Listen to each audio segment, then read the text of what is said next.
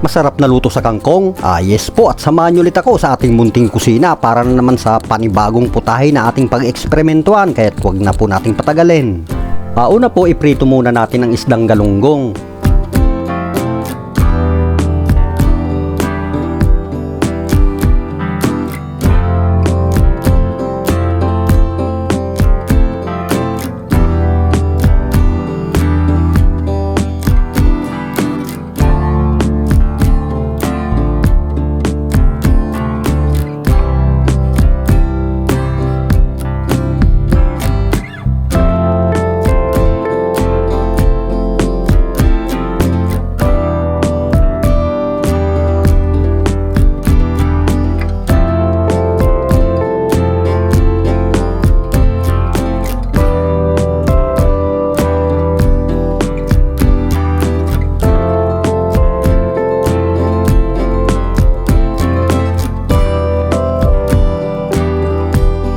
At pagkatapos nating maiprito ang isdang galunggong, itabi muna natin to at palamigin.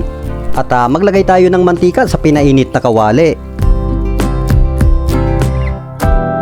At igisa natin ang bawang, luya at sibuyas.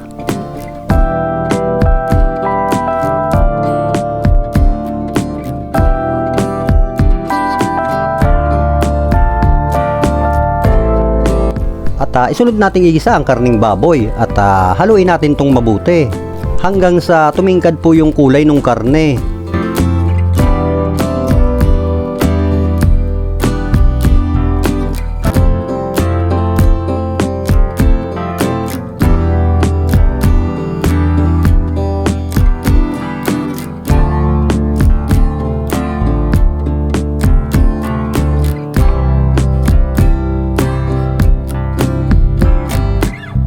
At pag matingkad na po yung kulay ng karne, maglagay po tayo ng pangunahing gata. At takpan natin to hanggang sa medyo matuyo yung gata. At pag medyo tuyo na po yung gata, buksan ulit natin to. At maglagay po tayo ng kaunting asin. At maglagay din tayo ng kaunting magic sarap. At pati na rin po bitchin. At haluin ulit natin tong mabuti.